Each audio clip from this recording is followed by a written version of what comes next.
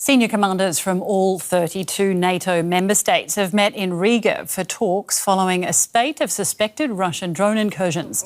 European countries are on high alert after drones flew over civilian and military infrastructure in Denmark, Germany and Norway.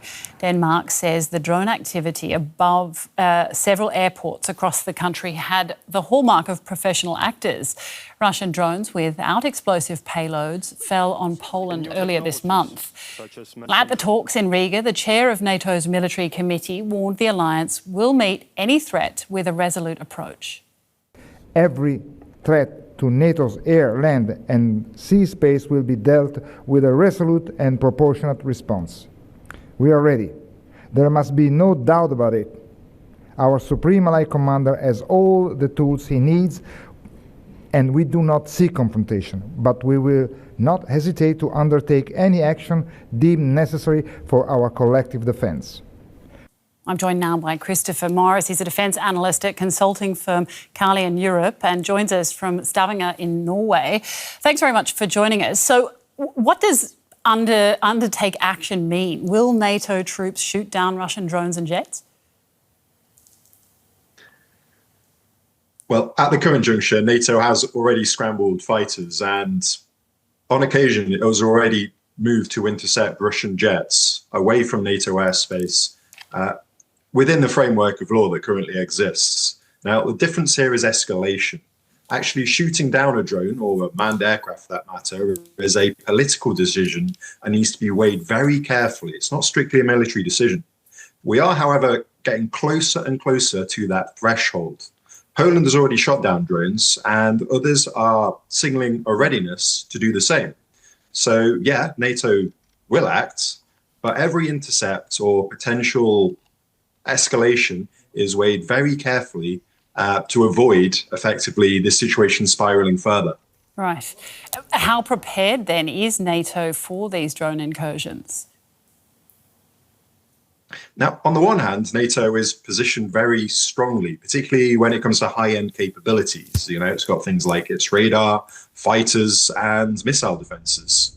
But drones are not a conventional threat that militaries in the West are necessarily designed to contend with. And NATO is rushing to adapt by procuring new systems, jamming systems, and short-range weapons that are better placed to engage with these often quite, slow and low capability drones, although they do emerge often in quite some numbers. And if we look to the east as well, we can see that frontline nations in NATO are pushing hard for a kind of a drone wall, which will be a set of integrated systems that effectively defend NATO's eastern flank against potential incursion. Now, another key aspect of this is preparing to protect critical sites, not just on the front line of NATO, but across Europe. This is important, but would also stretch resources razor thin. So NATO is adapting fast, but drones are going to be a massive test.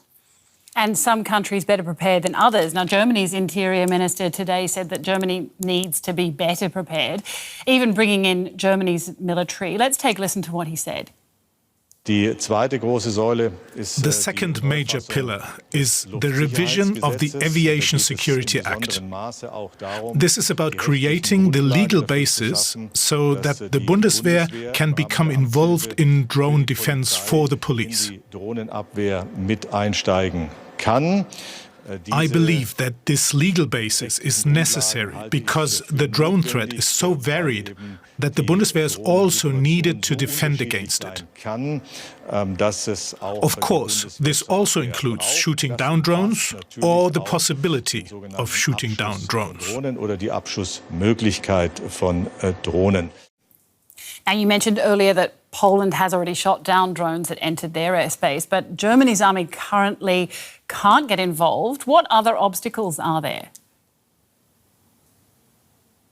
Okay, so when it comes to obstacles, the first big challenge is going to be hardware. Like, do you have the hardware necessarily to actually meaningfully engage with, in particular, militarized drones? Now, if anybody in Germany has this capability, it's probably not going to be the police. So looking towards the military, the Bundeswehr, that's probably going to be the solution there. There's then the political and the legal obstacles. So revising that Aviation Security Act is going to be about not only making sure that it is permissible, but also really figuring out like what's the lines of authority when, for instance, it becomes necessary to engage a drone in the air. A key aspect of this as well is also going to be reassuring the public. Now, with drones effectively cutting around the airspace over Europe, it's people really want to see governments acting on this issue and providing concrete solutions and not really kicking this down the road, debating it. Like, we're in the middle of a crisis right now, so action is definitely warranted. All right, Christopher Morris, Defence Analyst at Callion Europe. Thanks very much for your time. Thank you so much. As Russian incursions appear to grow more frequent, Baltic countries are stepping up efforts to protect their airspace, turning to drones as a key solution.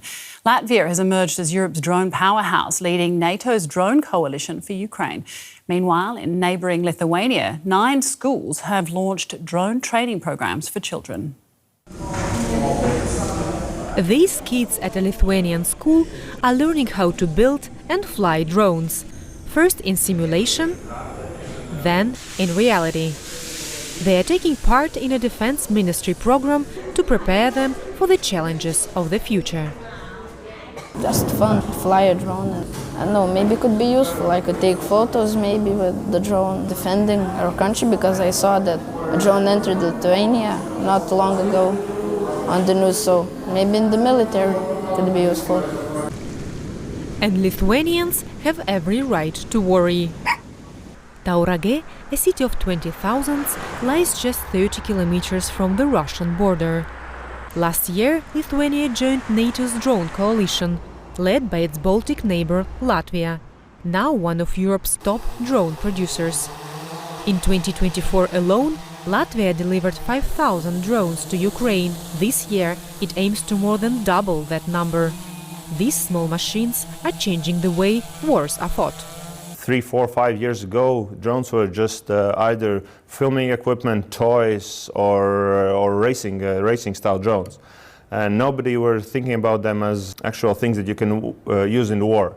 Now, in past few years, it's proven that they are very cost-effective, they can destroy a lot, they can be mass-produced very quickly, and you don't need that much time to learn how to operate with them. Latvian companies like Eraser test drones under real conditions, including recent military drills, but also on the battlefield in Ukraine. Access to that knowledge, together with strategic government investment, has made Latvia the EU leader in drone technology. Technology that can be also used to protect its own skies. The recent Russian drone incursions into Polish and Romanian airspace have put countries on high alert. We are working increasingly on drones which could defend our country against, let's say, incursions or invasions, and also drones and anti-drone systems based on drones, which can also be a cheap defense against attacks from flying drones in. However, this might prove challenging, warn manufacturers. It's very easy to ramp up manufacturing from 100 to 1,000 and even to 10,000 drones a month. That's not the hard part. The hardest part is supply chain. For example, there are a lot of parts that could be produced only in certain countries. Raw materials will be a problem in the future. Back in Lithuania, these children are also getting ready for a future where drone technology may continue to play a vital role.